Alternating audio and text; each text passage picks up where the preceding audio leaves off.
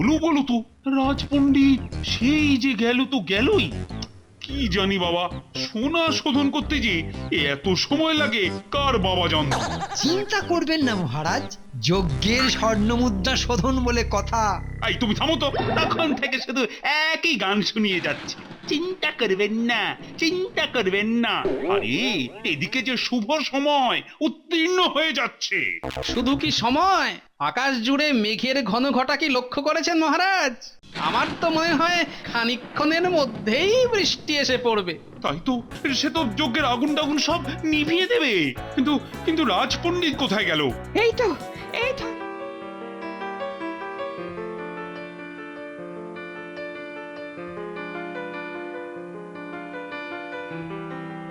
এ কি অনাসৃষ্টি কাণ্ড বলতো? শ্রাবণ মাস শেষ হতে চললো, এখনো আকাশ ভেঙে জমিয়ে বৃষ্টি নামলো নি। যা বলেছো, আর তো কদিন বাদেই দুর্গা পুজো। বৃষ্টির অভাবে এখনো তেমন করে জমিতে ধান রুইতে পারলাম না। কি যে আছে কপালে। আসলে মনে হয় ভগবান আমাদের ওপর কুপিত হয়েছেন, তাই এই কম বৃষ্টি। ভালো বৃষ্টি পেতে হলে ওই ভগবানের পুজো করতে হবে। আমরা গরিব মানুষ, ভগবানের পূজা করার মতো সামর্থ্য কোথায় আমাদের? আমি বলি কি, সকলে মিলে চলো মহারাজের কাছে চলো। তিনি দয়ালু মানুষ, এই বিপদে তিনি নিশ্চয়ই কিছু একটা করবেন। তাহলে তাই চলো, তাই চলো কালী মহারাজের কাছে চলো। কাছে চলো। চলো চলো চলো। তোমাদের কথা শুনলাম। অবশ্য এই কম বৃষ্টিপাতের জন্য আমিও কম চিন্তিত নই। ঠিক আছে, দেখি দেখি তোমাদের জন্য কি করা যায়। মহারাজের জয় হোক। তোমাদের সবাইকেই বিশেষ সভায় ডাকার কারণটা হলো, এবছর আমার রাজ্যে অপেক্ষাকৃত কম বৃষ্টিপাত। হ্যাঁ মহারাজ, খুবই কম বৃষ্টি হয়েছে এবার। গতকালই এ রাজ্যের কৃষকেরা মহারাজের কাছে এসেছিল। হ্যাঁ, ভালো বৃষ্টিপাতের আশায় তারা আমায় কিছু একটা করার জন্য আবেদনও করে গেছে। আচ্ছা আচ্ছা বিজ্ঞানী, তুমি বলো তো, মানে কি করলে ভালো পরিমাণ বৃষ্টি হবে? মহারাজ, যথেষ্ট বৃষ্টিপাতের জন্য আমাদের প্রয়োজন চারপাশের পরিবেশকে শীতল রাখা। এর জন্য প্রচুর পরিমাণে গাছ লাগানো খুব দরকার।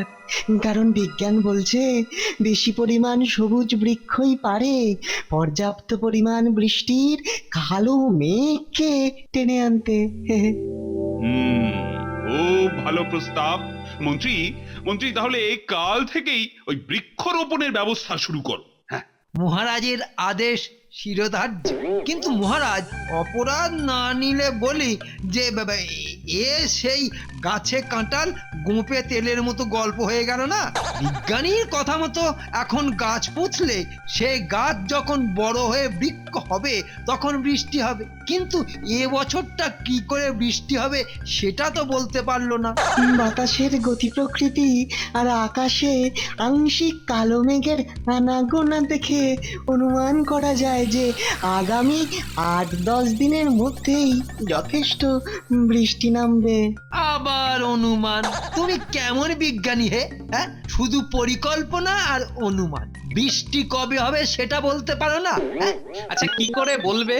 বৃষ্টি তো আর ছেলের হাতের মোয়া নয় যে হাত ঘুরিয়ে আই বৃষ্টি ঝেপে ধান দেব মেপে বলে ছড়া কাটলেই আকাশ থেকে ছচ্ছর করে বৃষ্টির জল ঝরে পড়বে। তুমি চুপ করো। একটা গভীর বিষয় নিয়ে আলোচনা হচ্ছে, তার মধ্যে ফুট করে ফুট কাটা। মহারাজ, আপনি গোপালকে এই সমস্যার সময় ভাড়ামি করতে বারণ করুন। এই গোপাল, তুমি এখন তোমার মুখটা বন্ধ রাখো তো। যথা আজ্ঞা। এই মুখে কুলুপ দিলাম, কিন্তু কানটা খোলা রাখলাম। মহারাজ, এসব বৃষ্টি ফৃষ্টি হবে কি হবে না এসব ব্যাপারে আমাদের রাজ জ্যোতিষী মশাই বলতে পারতেন, কিন্তু উনি তো মাসখানেকের জন্য হরিদ্বারে গেছেন কোনো এক প্রসিদ্ধ জ্যোতিষীর কাছে জ্যোতিষ চর্চা করতে। সেটাই তো হয়েছে মুশকিল। জ্যোতিষী থাকলে না হয় গণনা টননা করে বলে ফেলতো। চিন্তা নেই মহারাজ, আমাদের সভায় আরো একজন মহাজ্ঞানী জ্যোতিষ শাস্ত্রে পণ্ডিত আছেন, আমাদের পণ্ডিত মশাই। বড় কি, আমাদের পণ্ডিত মশাই? হ্যাঁ, তবে আর বলছি কি, জ্যোতিষ শাস্ত্রে উনি কারো থেকে কম যান না। যতদিন জ্যোতিষী মশাই না ফিরছেন ততদিন এ ব্যাপারে উনি সামনে নিতে পারবেন। বেশ বেশ, তাহলে পণ্ডিত তুমি বলো এই সমস্যার কি সমাধান? শাস্ত্রে বলেছে ভগবান আর ধরিত্রী দেবী কুপিত হলেই এমনটা হয়, অতিবৃষ্টি অনাবৃষ্টি এইসব আর কি। তাই আমার প্রস্তাব, একটা বড় করে পুজো পাঠের ব্যবস্থা করুন, খুব বড় করে হোম যজ্ঞ। তাতে করে বৃষ্টি নামবে? নামবে কি মহারাজ, আমি শাস্ত্রজ্ঞ পণ্ডিত, আমি হলফ করে বলতে পারি এটাই হলো ঈশ্বরকে তুষ্ট করে বৃষ্টি আনার একমাত্র উপায়। ঠিক আছে, তাহলে তাহলে তার ব্যবস্থাই করো। এতে কিন্তু খরচা অনেক। না না, খরচের জন্য চিন্তা করতে হবে না, তুমি তুমি ফর্দ তৈরি করো। তাহলে তো মন্ত্রী মশাইয়ের সঙ্গে ফর্দ নিয়ে একবার বসতে হয়। বসো, তবে মনে রেখো হোমযজ্ঞ শেষ হবার সাথে সাথেই বৃষ্টি যেন নামে। নামবে তো অবশ্যই, হয়তো এমনও হতে পারে যে যজ্ঞ শেষ হওয়ার সাথে সাথেই বৃষ্টি নামলো। পুরাকালে মুনি ঋষিদের আমলে তো এমনটাই হতো। বেটা এমন ভাব দেখাচ্ছে ওই যেন পুরাকালের মুনি ঋষি। চুপ চুপ, শুনতে পাবে। পেলে পাবে, আমি কি ওদের ভয় করি নাকি? বলো কি ফর্দ বানালে? এই যে পড়ে শোনাও। চাল 100 মণ, ধুতি 50টা, শাড়ি 50টা, হোমের ঘি 10 মণ, এছাড়া তিল, হরিতকি, মিষ্টান্ন, ও হ্যাঁ গামছা 25টা। ঠিক হয়েছে মন্ত্রী মশাই? তোমার মাথা আর আমার মুন্ডু হয়েছে। আরে বাবা, কতদিন বাদে রাজবাড়িতে যজ্ঞ হবে, আর এমন ফর্দ করে আনলে যেন গরিবের ঘরে কার্তিক পূজা হচ্ছে। বাড়াও বাড়াও, ফর্দ বাড়াও। চাল করো 300 মণ, ধুতি শাড়ি 200টা করে, আর হোমের ঘি করো 30 মণ। 30 মণ? হ্যাঁ 30 মণ।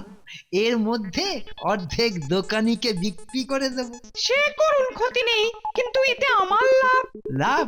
মনে রাখবে, যজ্ঞের ডামাডোলে মহারাজের মাথায় হাত বুলিয়ে যা কিছু কামিয়ে নেওয়া যাবে তার ভাগ হবে আধা আধি। কি রাজি তো? রাজি মানে খুব রাজি। সামনে পুজো আসছে, এই সময় নেপো সেজে যতটা দই মেরে দেওয়া যায় আর কি। আচ্ছা একটা কথা বলো তো, যজ্ঞ করে সত্যিই কি তুমি বৃষ্টি নামাতে পারবে? আমি তো সবাই তোমাকে জ্যোতিষ শাস্ত্রে মহাপণ্ডিত পণ্ডিত বলে কায়দা দেখালাম। খেপেছেন? আমি কি মুনি ঋষিদের মতো অত মন্ত্র জানি নাকি? তাহলে তো ঘোর সমস্যা। বৃষ্টি না নামলে মহারাজ কিন্তু তোমায় ছেড়ে কথা বলবেন না। জানি তো। সর্বনাশ!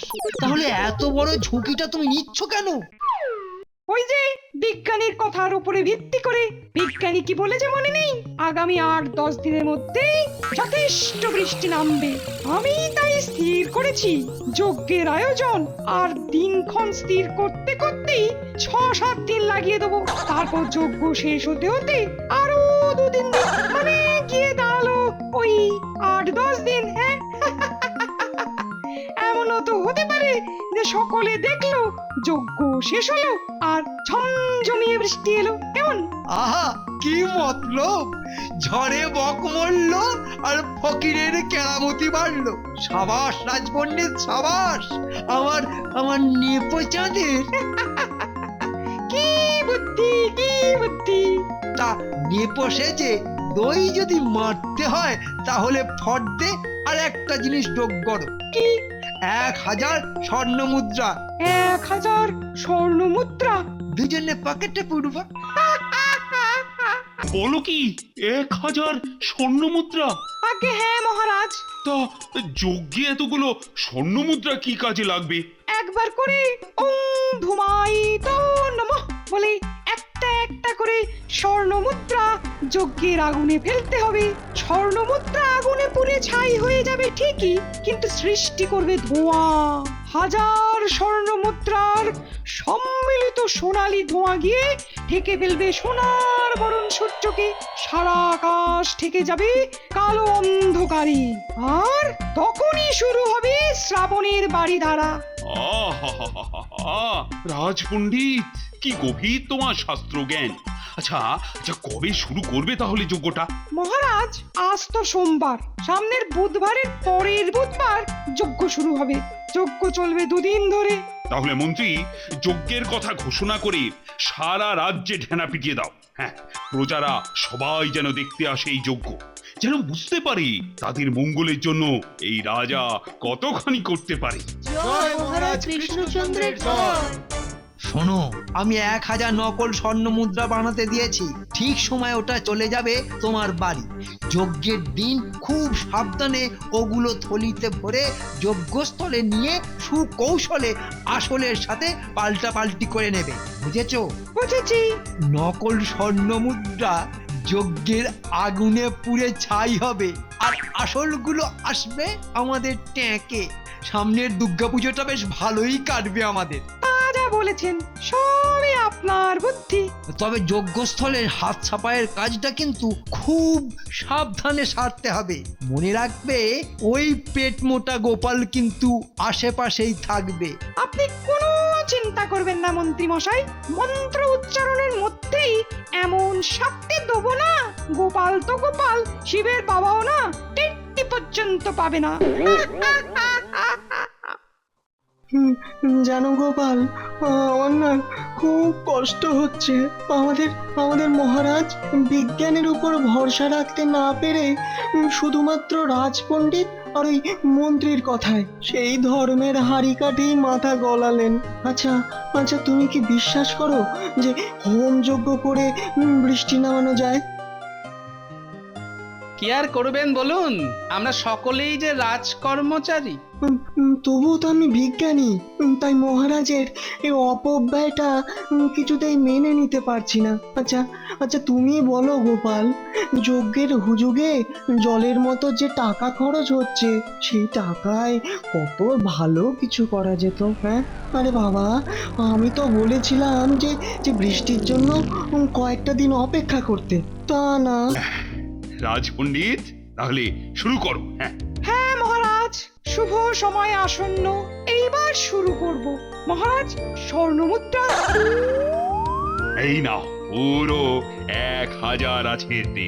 মহারাজ, আপনি হয়তো জানেন যে সোনা অথবা রত্নকে প্রথমে শুদ্ধ করে নিতে হয়। হ্যাঁ হ্যাঁ, সে তো জানি।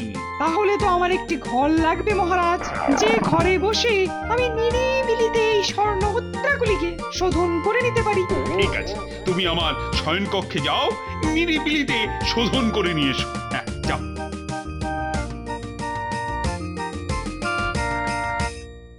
যাক বাবা, রাজপণ্ডিতের বুদ্ধি আছে। এবার হবে আসলে আর নকলে পাল্টাপাল্টি। সোনার টাকা শোধন করতে নিরিবিলিতে চলে গেল। ব্যাপারটা গোলমেলে মনে হচ্ছে।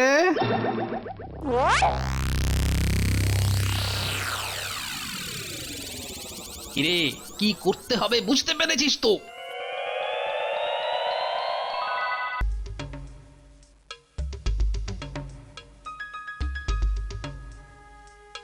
ওহ, রাজপণ্ডিত গেল তো গেলই, এতক্ষণ যে কি করছে কে জানে। চিন্তা করবেন না মহারাজ, এক্ষুনি এসে পড়বে।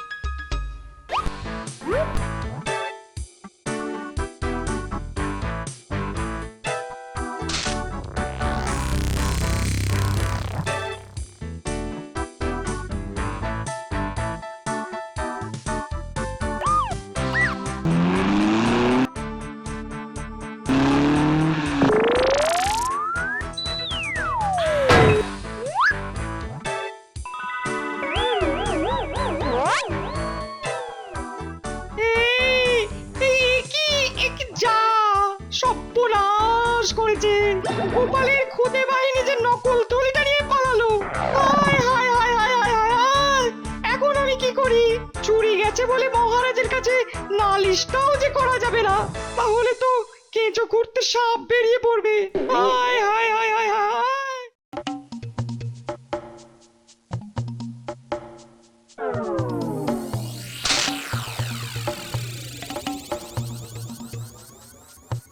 হলো বলো তো, রাজপণ্ডিত সেই যে গেল তো গেলই, কি জানি বাবা, সোনা শোধন করতে যে এত সময় লাগে কার বাবা জানত। চিন্তা করবেন না মহারাজ, যজ্ঞের স্বর্ণ মুদ্রা শোধন বলে কথা। এই তুমি থামো তো, তখন থেকে শুধু একই গান শুনিয়ে যাচ্ছে, চিন্তা করবেন না, চিন্তা করবেন না। আরে এদিকে যে শুভ সময় উত্তীর্ণ হয়ে যাচ্ছে। শুধু কি সময়, আকাশ জুড়ে মেঘের ঘন ঘটা কি লক্ষ্য করেছেন মহারাজ? আমার তো মনে হয় খানিকক্ষণের মধ্যেই বৃষ্টি এসে পড়বে। তাই তো, সে তো যজ্ঞের আগুন টাগুন সব নিভিয়ে দেবে। কিন্তু কিন্তু রাজপণ্ডিত কোথায় গেল? এই তো আমি এসে গেছি মহারাজ, এক্ষুনি শুরু করছি যজ্ঞ। তার কি আর খুব একটা দরকার আছে রাজপণ্ডিত? যে দেখুন, আকাশের দিকে কালো মেঘে ছেয়ে গেছে সারা দিগন্ত। মহারাজ, বিজ্ঞানীর কথাই ফলে গেল, 8 থেকে 10 দিনের মধ্যেই বৃষ্টি এলো। কোথায় ফলেছে? আকাশ জুড়ে মেঘ করা মানে বৃষ্টি নামা নয়। এমন তো হতে পারে এ মেঘ কেটে যাবে। মহারাজ, আপনি গোপালের কথায় কান না দিয়ে যজ্ঞ শুরু করতে বলুন। আরে আরে এ তো ফোঁটা ফোঁটা বৃষ্টি পড়তে শুরু করেছে। ওহ, আরে বৃষ্টি যখন এলো তখন তখন বন্ধ হোক যজ্ঞ। কিন্তু মহারাজ, এত আয়োজন, এত চাল কাপড় ঘি স্বর্ণ মুদ্রা। তাই তো, এখন তাহলে এগুলো দিয়ে কি করি? আমি বলি কি মহারাজ, যজ্ঞ হলে এগুলোর কিছু আগুনের পেটে আর কিছু রাজপণ্ডিতের ঘরে যেত। তার থেকে গরিব প্রজাদের মধ্যে এসব চাল কাপড় ঘি স্বর্ণ মুদ্রা বিলিয়ে দিলে হয় না? যা, সব আমদানি গেল। এবারে বৃষ্টি দেরিতে আসার জন্য তেমন ফসল ফলেনি, বেচারারা এগুলো পেলে খুশি হবে মহারাজ। সামনে দুর্গামা আসছেন, এগুলো পেলে হাসি ফুটবে গরিব প্রজাদের মুখে মহারাজ। এটাই তো আসল যজ্ঞ। ধন্য ধন্য গোপাল, তুমি ধন্য। এসো এসো বিজ্ঞানী, কাছে এসো, কাছে এসো।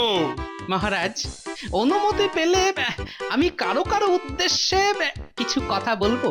আজকের এই আনন্দের দিনে তোমায় আর মুখ বন্ধ করতে বলবো না। মজা করে তুমি যা ইচ্ছে তাই বলতে পারো। হ্যাঁ, একেই বুঝি বলে চালাকির দ্বারা মহৎ কাজ সফল হয় না। কি বলেন মহারাজ? একেবারে ঠিক বলেছো। কিন্তু কথাটা তুমি কার উদ্দেশ্যে বললে গোপাল? ওই যে বাংলায় একটা প্রবাদ আছে না, পড়লো কথা হাটের মাঝে, যার কথা তার বুকে বাজে। যে বোঝার সে ঠিক বুঝেছে মহারাজ। আহারে রাজপণ্ডিত, ঝড়ে বকও মরল না, তাই তোমার কেরামতিও ফলল না। মনে বড় লেগেছে, তাই না? চুপ